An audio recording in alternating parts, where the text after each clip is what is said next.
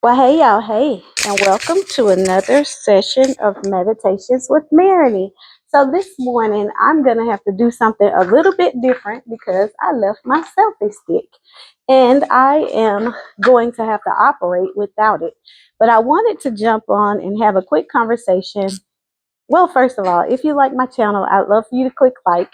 I'd love for you to share it with a friend, and I would love for you to subscribe. And so, since I left my selfie stick, it's going to look really funny because I had to makeshift something in order to actually do my video this morning.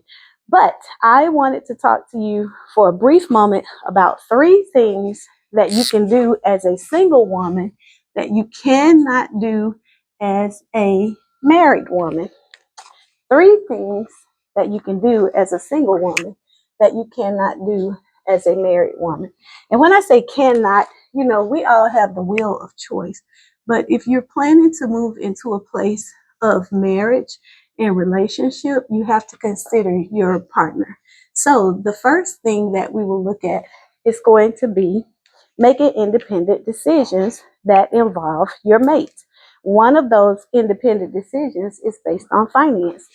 And with that being said, one of the things that I looked at, I saw a video this weekend where a young man was talking about he was 34 years old.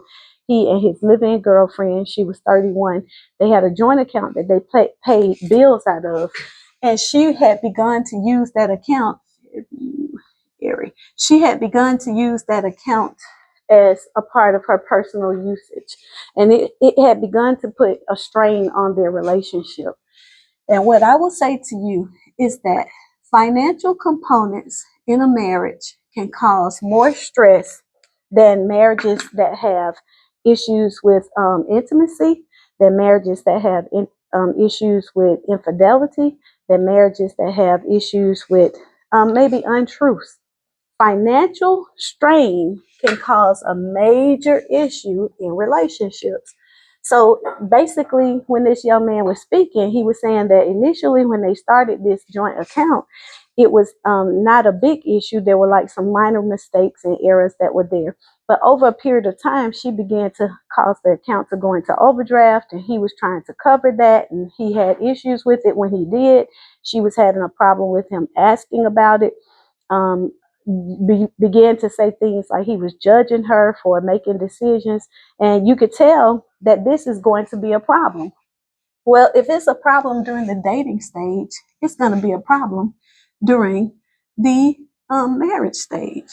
And when you see things like that, that is a red flag. That is something that you must address before you move into a relationship with someone, because that is showing what their patterns of spending is going to be like. And if you have one person that is an extreme saver and you have another person that is very loose with finances, it is going to cause a problem if you don't discuss that. Okay, that's the first thing. Second thing is big purchases within the property. And when I say big purchases, when you start talking about furniture, you're talking about major trips, you're speaking of vehicles, you're talking about, I'm trying to think, even things such as, at this point, people are doing things like, even the weddings, financing them. But when I understood that people are now financing weddings that cost almost as much as what a house would have been, 10 years ago, it's amazing to me, because why would you make that type of investment on a one-day experience when you could take that and invest it in something that's going to go towards 30 years? So I just think practicality is something that we have to look at, because social media has pushed us into a place that it makes it seem like some people have more than what they actually have when they are actually operating outside of their financial means. So the second thing is making large purchases without discussing it with your partner.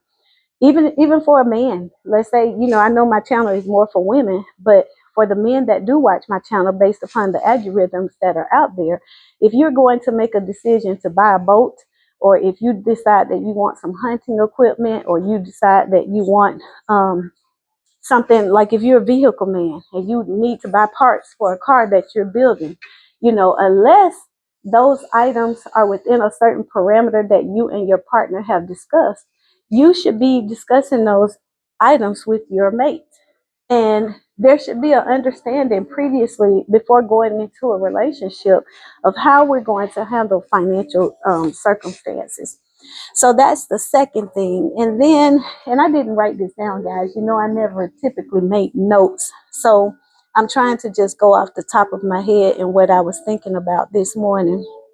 And I think for a woman, what I would say is, and for men as well, but men don't typically do this. But for a woman, you know, looking at how you manage your time, your girl trips, and things like that. And when I say that, this morning I was looking at my text messages, and people text me at all times of day. Sometimes I keep my phone on at night, sometimes I don't.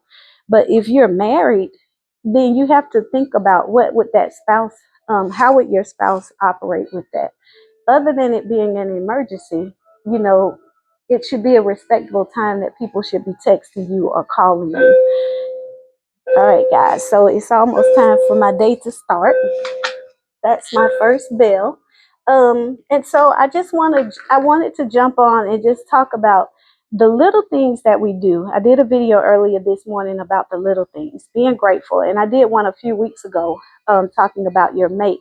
But in the things that we make decisions about as a single person, as I move towards the opportunity of becoming a wife, I am looking at what facets of my life I need to fine tune, what areas that I need to clean up a little bit.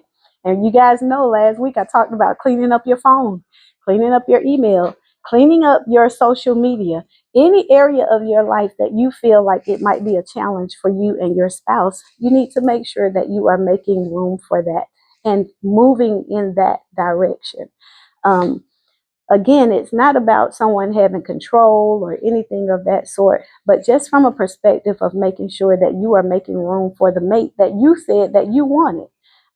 If you're following my channel, then you know that my channel is about marriage, relationships, divorce, what that experience was like, but also what parameters are we putting in place to set ourselves up for what we said we wanted when it comes down to being a wife and when it comes down to being a husband that said that he wanted a wife.